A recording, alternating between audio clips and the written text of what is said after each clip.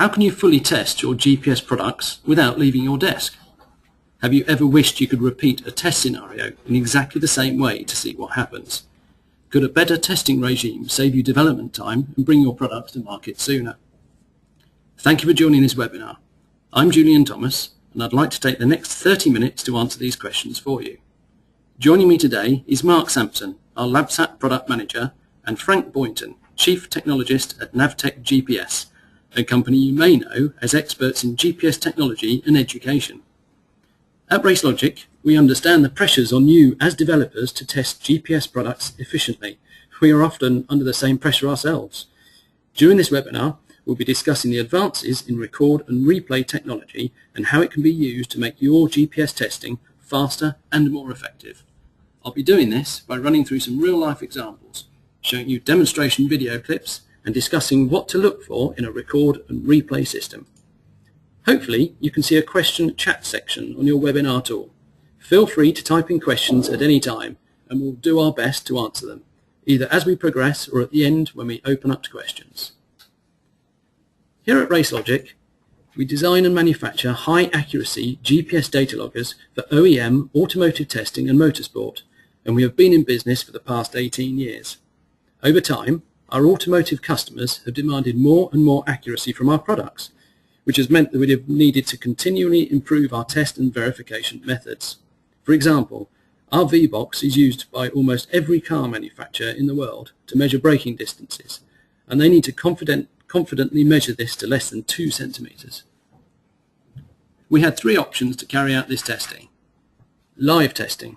This is what we'd always done in the past and involved taking our equipment out in vehicles on the road and around test tracks. This was very useful for obtaining real-world data, but the dynamic nature of satellite constellations means live sky testing is not repeatable, and it's very time and labor intensive. Another option was traditional GPS simulation.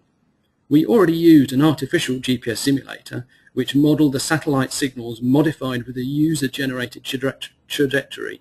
However, we found this didn't sufficiently reproduce the real-world environment.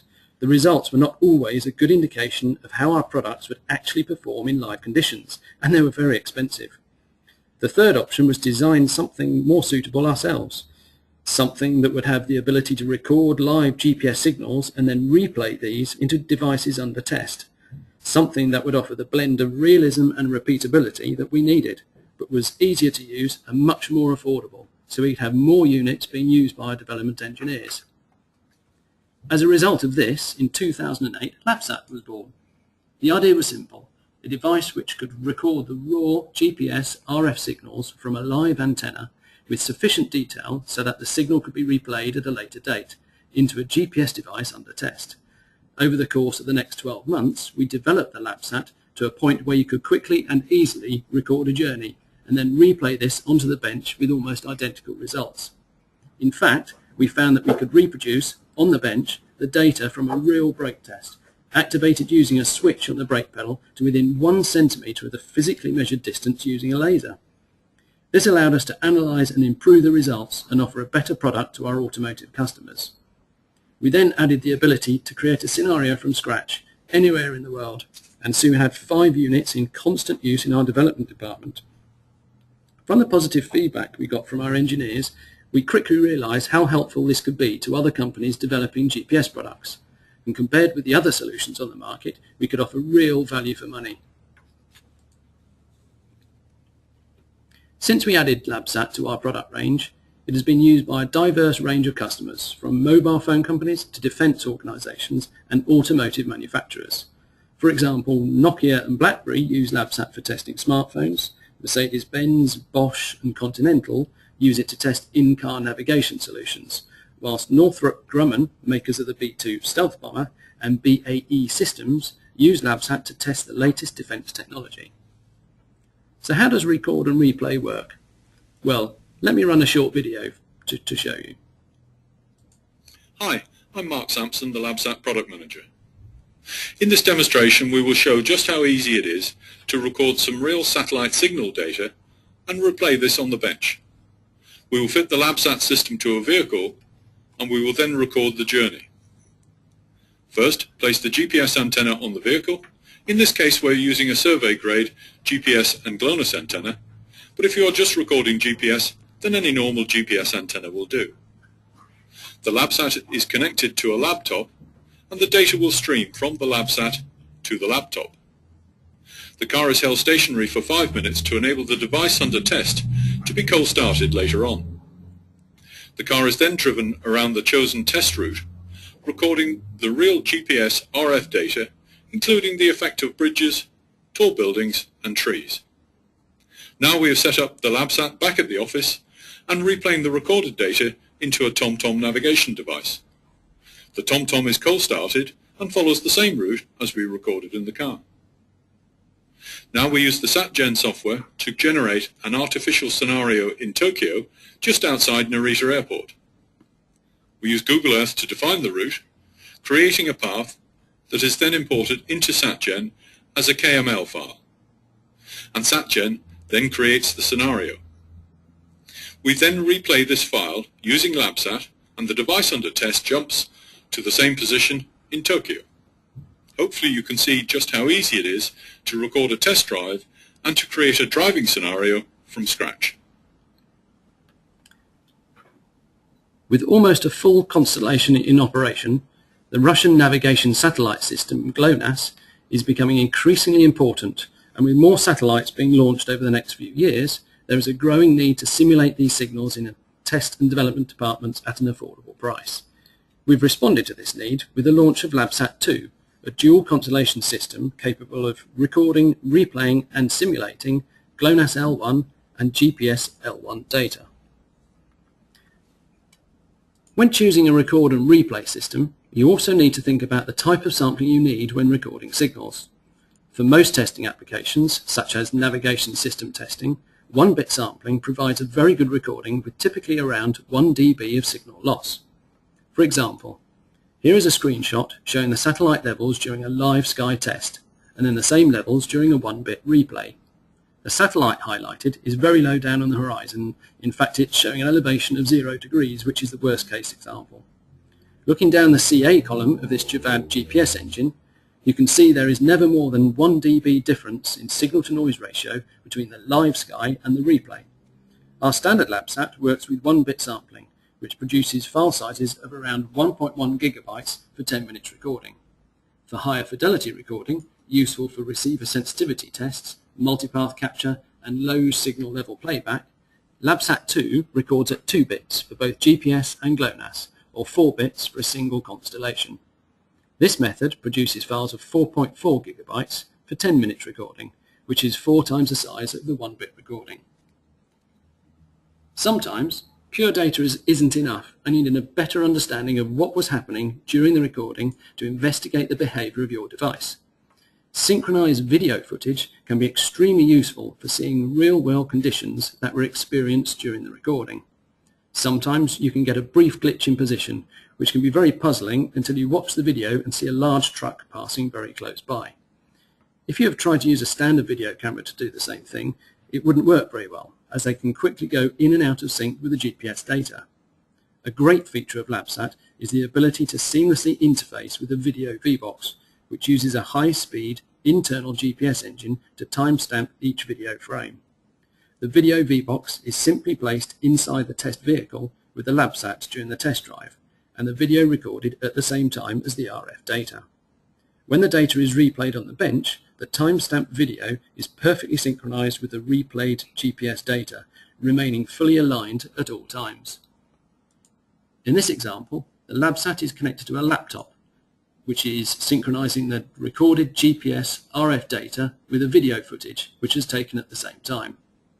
The LabSat is connected to a TomTom SatNav, and you can see as the car goes around the roundabout, the TomTom is then synchronized and shows the current position. Throughout the journey, you can see the real conditions experienced by the GPS device, such as bridges, trees and buildings, which allows you to make a lot of sense of the data as it unfolds, and you can attribute glitches and dropouts to the actual environment. This is possible because LabSat contains an internal GPS engine, which is connected to its RF output channel. This GPS engine is normally used during a replay to check signal levels and give a reference output. The timestamp from this internal GPS engine is sent over a separate connection to a PC, which automatically synchronizes with the video data. Because the video VBOX is also a data logger, you can record many other signals at the same time and overlay these graphically on top of the video, producing a very powerful test environment. A good use of the synchronized video is to help you demonstrate products at exhibitions and during training. Many systems that utilize GPS signals also integrate with other technologies to improve quality of data and reliability. GPS does not work very well in heavily built-up areas, and the development of a combined GPS and inertial system to overcome these limitations is a complex and time-consuming process. Therefore, it's important to many of our customers to be able to record and replay data from external sources, such as inertial sensors, vehicle speed data, CAN information, and analog signals. LabSat can record and replay external data perfectly synchronized with the GPS recorded data, and we can supply conversion modules for analog signals, CAN signals, RS-232, RS-422, and RS-485 serial streams. For example, if you're developing an integrated GPS and inertial navigation system, you can record the data from the IMU alongside the GPS data during a test drive or flight. Putting the system back on the bench, you can disconnect the IMU and connect the output from LabSat instead, then replay the whole test with the LabSat recreating the exact IMU data in time with the GPS. The digital signals are synchronized with the GPS data to within 60 nanoseconds. We recently carried out such a test with a Novatel SPAN system, which consisted of a Novatel single-channel receiver and a high-grade IMU. We fitted the system to a vehicle and shared the GPS and IMU data with a LabSat using the serial interface module. The 100 Hz data from the SPAN system was recorded during this journey, and then the system was set up on the test bench with the IMU completely replaced with a serial output from the LabSat. The live sky output was then compared with the bench test. The position and velocity were virtually identical, as you can see from these graphs. The velocity trace is on the left and the position trace is on the right. The red traces are the original live sky results and the blue are from the replay data. As you can see, there's virtually no difference between the two. Apart from replaying real-world data, it is often useful to test your GPS device using artificially generated data. I know many developers who have found problems with GPS applications when crossing meridian lines or during year rollovers. Our SatGen software creates scenarios anywhere in the world in a number of static or dynamic situations at any time or date set by the user. It works by allowing you to create a data file which can be replayed on a LabSat, and means you can simulate almost any kind of test at a set time and date anywhere. We have found that it is important to make this process as easy and intuitive as possible so that any of our engineers can quickly generate simple test scenarios without spending many hours creating test routes. Before we open up to questions, I want to briefly look at how you can create your own scenario. The simplest way is to draw a path in Google Earth and export this as a KML file. In this example, I'm creating a short driving route through London, crossing London Bridge and ending up where I started from. I then export the path as a KML file, which I can then load into our SatGen software. The generation of the scenario is then completely automated, with the software smoothing out the curves and setting realistic speeds and accelerations in order to simulate real-world driving. At the end of the process, a binary file is created, which can be replayed using LabSat, which simulates the predefined journey.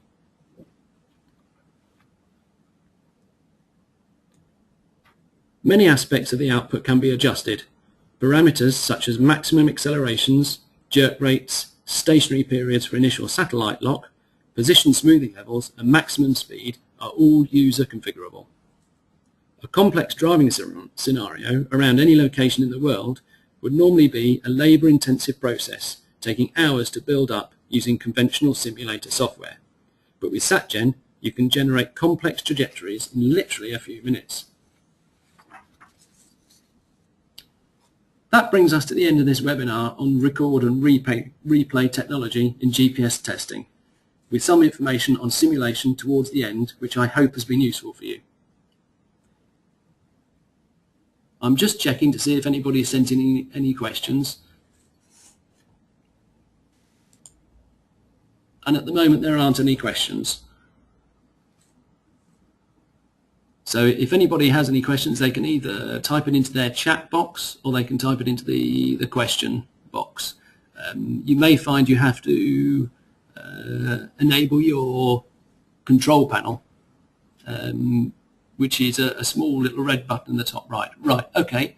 We've got a few questions appearing here, so let's see if I can have a look at those.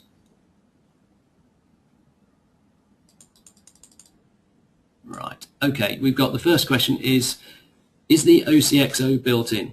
The OCXO is an option on all LabSats. It's not a particularly expensive upgrade, but it is something you have to ask for and order. Another question, can we use a patch antenna and a splitter? Yes, absolutely. You will lose a few dB through the splitter, so if you bear that in mind, but it's probably the best thing if you put your original device in the car and you have the LabSat in there at the same time to share the antenna so you can see exactly the same results when you replay. Okay, we've got another question here. Can you use a high definition camera with a VBOX? At the moment you can't, but we're in the process of designing an HD camera to go with it. I can't give you a date on that, but we're approximately halfway through that development.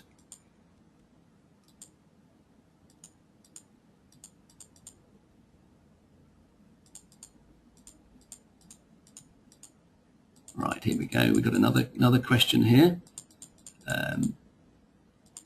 Is the time frequency obtained by the internal GPS engine used to correct the TCXO/OCXO during recording and or playback? If the signal is lost in a difficult environment, will it impact the recording at all? If you are having periods of long dropouts, then I would suggest using the OCXO to reduce any drifting of the clock, but it will freewheel the same way that a normal GPS engine will freewheel. If you need any more explanation on that, because I'm not a particular expert in that area, then feel free to contact us directly. Right, here we go. Another question. Is there an automated way to attenuate the signal remotely or programmatically? Yes, built into the software there is a slider which will range from, Chris, is it 0 to 29 dB, is that right? 0 to -85 to -115. -85 to -115 dB, according to the engineers. Okay. You can also, I didn't mention in the webinar, but you can also remotely control the software, and that is one of the parts that you can control as well. So you can have your test software controlling the attenuation. Right, we have another question here. Very good question. Does SatGen take into account a path through an urban canyon when generating a scenario? No. What SatGen will do will create an ideal scenario as if there were no buildings, trees or anything around. It's just a mathematical scenario. If the only way to get that is to drive the car itself through such an obstacle. Another question, can you record directly to an external hard drive? Yes. We successfully stream to an external USB drive because with the LabSat 2, especially on with GPS and Glonass, you can create some very large files. It's important to be able to hang a external hard drive off your laptop, and we've done it many times with a USB device.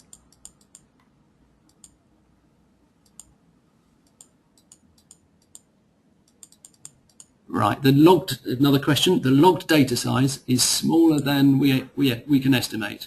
Do you use a special compressing method?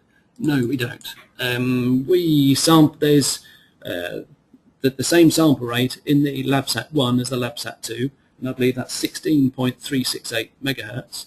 And with the LabSat 1, we record that at 1 bit, and in the LabSat 2, that's recorded with 2 bits GPS and 2 bits GLONASS, or 4 bits for both. If you go through the maths, that does work out to what we said, I think 1.1 gigabytes for 10 minutes. So there's no compression, it's just a raw, uncompressed signal. Another question, is there a way to synchronize the time on the PC with the GPS time of playback? I'm not sure, not off the top of my head, but the LabSat software does receive the GPS time directly from the LabSat, because it has a built-in GPS engine. So if we needed to synchronize anything, then it's a fairly trivial matter to do so. We've got another question here. Is -85 to -115 the hard limits on attenuation? What you can always do is you can add in an additional attenuator. So if you want to do some kind of sensitivity test, then we recommend a series of them. I think in the past we've done it with a 25 dB, is that? We've done it with a 40, was that 220s? Or, yeah, in the past we've done it with 220 dB attenuators to allow us to get right down into the noise floor of the GPS. There's an application note on the website. Then there's an application note on the website apparently about this kind of sensitivity testing using the attenuators. Another question, what is the bandwidth of the recorded signal? Will it capture the entire Y code spectrum? That's definitely one for Chris. So someone, okay, so that's asking about the PY code. At the moment, the bandwidth on the LabSat 1 is it 4 megahertz? 4 meg. And on the LabSat... 16 meg for the LabSat 2. Right, so it's 8 meg on the LabSat 1, and it's 16 meg on the LabSat 2. I believe Chris has got some interesting developments up his sleeves, which may capture the PY code, but at the moment that's just in a development stage. Another question here. Can you control which signals you record, L1, L2 or GLONASS? Can you change the center frequency of the recorded data? We can, at the moment we sell that the LabSat 1 is just purely L1 and the LabSat 2 is L1 and GLONASS, but you can turn the GLONASS channel off, I believe. L2, again, that's something that we have in development, but it's not available yet. And you ask, can you change the center frequency of the recorded data? Well, I guess if we needed to, we could, because it's all programmable, but at the moment the user doesn't have access to that. But again, it's fairly trivial to enable that if necessary. Got another question here. Is there any estimate of what an upgrade for Galileo would cost when it becomes available? Well, as far as I know, the LabSat 2 and probably the LabSat 1 do record Galileo, and we have had them replaying here with the two GEO A and B satellites appearing in the replay. So in theory it comes free with Galileo in the first place, but until we've got a few more satellites up there, we can't tell exactly what the performance will be. But in theory we've designed it to be compatible, so the answer is the cost will be 0. Right, okay, here's another very good question. Is 1, 2 or 4 bit for each of I and Q? Now for the LabSat 1 we record 1 bit, which is just I. For the LabSat 2 we record 1 bit of I and 1 bit of Q for GPS, and the same for GLONASS. When we put it into what we call 4-bit mode, but arguably you could call it 2-bit mode, depending on how you define it, then it will record GPS or GLONASS on its own, but not at the same time, with 2 bits of I and 2 bits of Q. Okay, that was an interesting set of questions. I think that's about it now. If anybody has any more, then quickly send them in. Oh, yeah, here we go. We've got a few more popping in.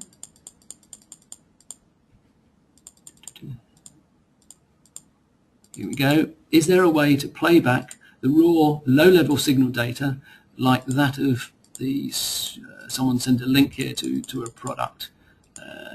Play back the raw low-level signal data. I'm not quite sure what you mean by that question, so I'll use the link at the end of the webinar and have a look at see what you mean. And I should have captured your email address, and I'll send you a link to that. Right. I think that's about it. So thank you for attending this webinar, and Mark Sampson's going to say goodbye. And goodbye. And Chris Smith, who's our technical guy. Goodbye. And we'll look forward to being in touch in the future.